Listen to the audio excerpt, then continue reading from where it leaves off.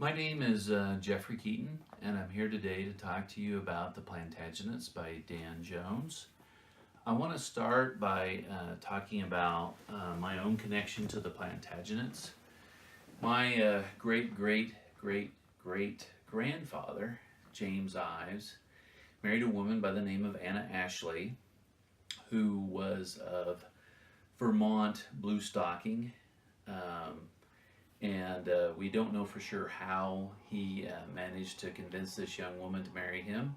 We don't know much about James Ives, but she was a woman of property, and there was a significant inheritance to be had with that family. But more significant for me is that they are descended from the kings and queens of England, in particular the Plantagenets. The story really begins with a shipwreck, and this is in 1120, and there are about 200 of the top aristocratic young men and women of Normandy and England who are having a very good time, and they're very drunk, and they hire a ship to take them back from Normandy to England. And the ship's crew is also very inebriated. And there's one person on that ship that's more important than the rest, and his name is William. And his grandfather was William the Conqueror. His father is Henry the First, who is the current King of England, and he is the heir apparent. Now, interesting enough, there's one young man on that group that did not get on that ship. His name was Stephen of Blois, and he, for very good reasons, decided to hire his own ship and take passage away from the rest of the group. And it was very fortuitous that he did, because William and his group crashed into some rocks, and they were all lost. This is very significant for English history, because William was the only legitimate male heir of Henry the First. So with his death, that only left Matilda, a daughter, to take over as Queen of England. Now, when Henry the First is on his deathbed, and he is bringing in the top aristocracy of the country, and forcing them to get on one knee and hold his right hand and swear allegiance to his daughter, the only thing I can say is that all those men must have had their left hand behind their back with their fingers crossed, because even though they did swear allegiance to Matilda, that did not become what happened when Matilda actually became Queen of England for a matter of days. Now it brings back in Stephen, who was also a grandchild of William the Conqueror, and he declares himself King of England and takes Matilda out. Matilda starts a civil war. Her brother, her half-brother, illegitimate brother, Robert, who by all accounts would have probably made a very good king. He had a lot of the attributes that you like in a leader.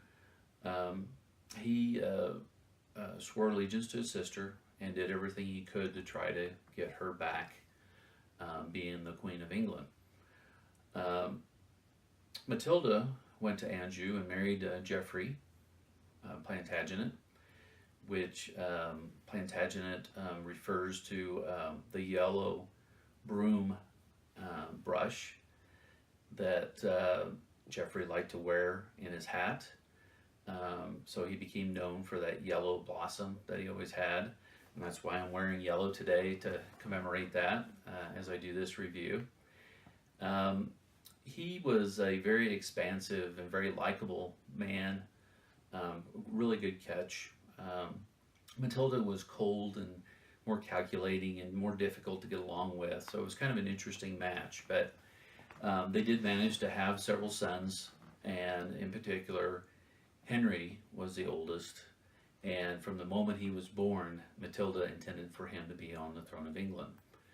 After a lot of back and forth and civil war and blood and people dying. Finally, we reach a point where Henry II does achieve the throne of England.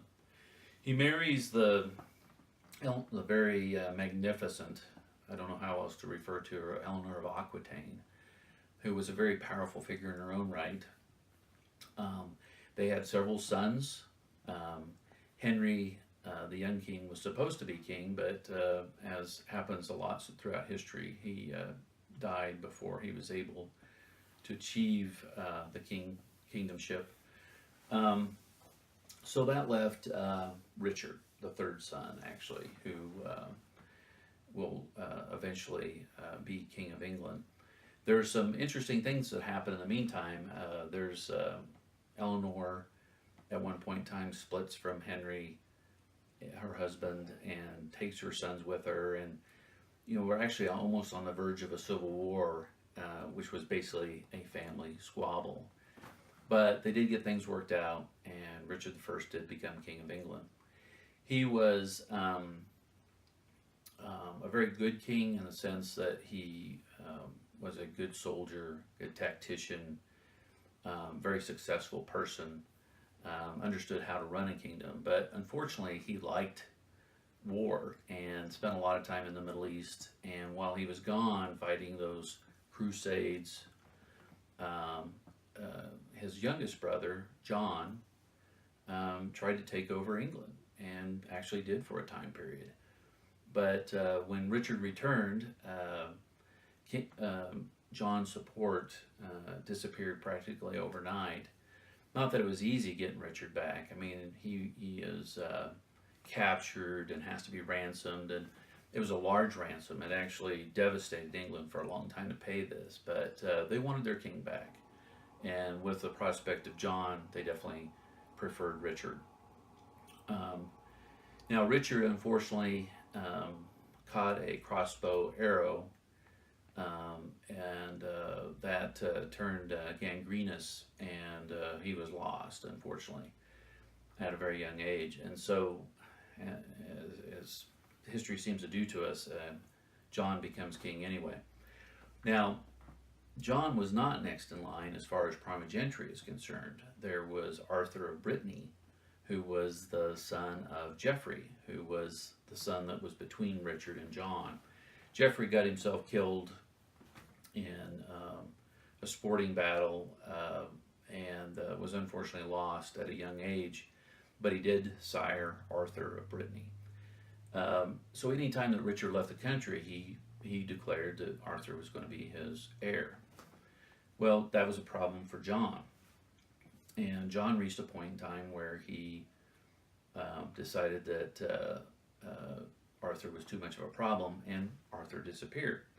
So John was the legitimate king at that point in time. Now, John was a weak king, spent too much money, he extorted money from people. He was kidnapping women and children from priests and then ransoming them back to them. He was extorting widows for large fees for them to remarry. About anything you could think of, John came up with as a way to generate some cash for himself. But he also put himself in a position where he eventually reached a point where the nobles had him over a barrel, and for him to get what he wanted, he had to give them what they wanted. And that resulted in the Magna Carta in 1215. And that basically changed the way we view government forever. It led to a much more Republican type of government that most of us enjoy today. After John passed away, his son Henry III came to power. And unfortunately, he was only 9 years old when he came to power. And he did not have a very good role model in his father as far as what he should do as a king. And he was a poor king. And it was gave up a lot of the inroads that his predecessors had made in extending the borders of the kingdom.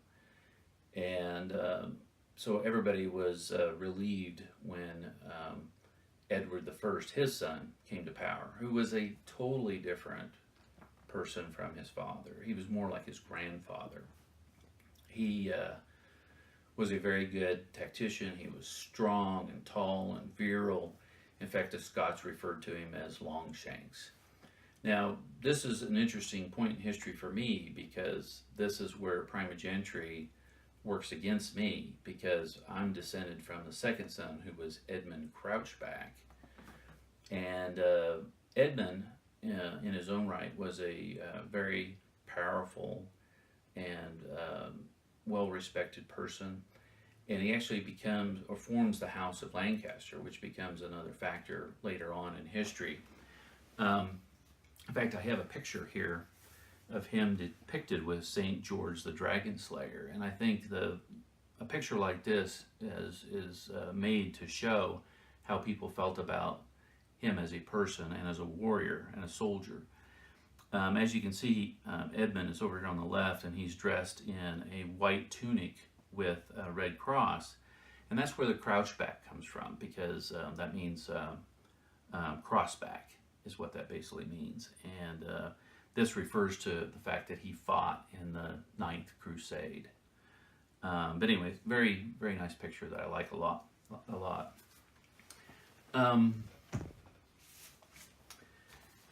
And then after Edward the First, his son Edward the Second takes over. And again, we're kind of in the same situation that we were with Henry the Third. He's a very weak king. He's a young king. He's more interested in his own pleasures than he is in running the kingdom. He has a lot of his friends, very young friends, who he's putting into very important positions of power. This is irritating to the nobles. You know, you're talking about generations of people who have worked very hard to be in these positions of power, and now suddenly they're being taken away from them, given to these young pups. In particular, he was very fond of a man by the name of Piers Gaveston, and he preferred the company of men even over his wife, who was Queen Isabella, who was the daughter of the King of France. And she was not someone that you could treat like a maidservant. I mean, she was someone who was used to being treated properly, and so there was a lot of friction between the two of them. Now, despite that, they had several sons, and there comes a point in time when the oldest son, Edward III, is about 15, 16 years old, somewhere in that range, and Isabella decides enough is enough. We're taking this kingdom over, and they have Edward II imprisoned. He does not survive imprisonment. We're not really sure how for sure he passed away, but the legend has it that a red-hot poker was shoved up his rectum, and but there's not really any evidence to support that. I mean, that just was kind of a reference to thought that he might have been homosexual. But there's also no evidence to show that he was homosexual, and he didn't have any problems having children with Isabella. So he did his duty as far as the country was concerned, as far as having his children. Now, Edward III is actually a very good king. He has a little bit of problem at the beginning because his mother and her lover are basically wanting to run the kingdom. So it takes him a little while to get himself clear of them and start to rule in his own right. He was very effective in the sense that he was actually able to get back some of the territory that previous kings had lost. You know, some of the weaker kings like Edward II had given away land back to the French. He was able to get some of that land back. And his son, one of the things I wanted to say about him that was very important was that the English longbow was basically came into existence under his leadership, and it became the most deadly weapon at that time period in history. And he won several big battles against the Scots and the Welsh and the French, and it was a lot of that was due to the effectiveness of the longbow. His son, Edward the Black Prince, was a really a true chip off the old block, a great soldier. He fought a lot of battles and wars in the Middle East, and unfortunately, he got sick over there, never fully recovered, and died before he could become King of England.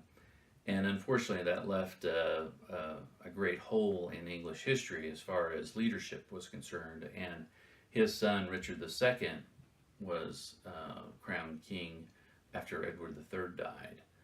And it was like a rerun of Edward II. I mean, a young king had his favorites, young people, and he got crossways with the nobles, and many of his friends ended up beheaded.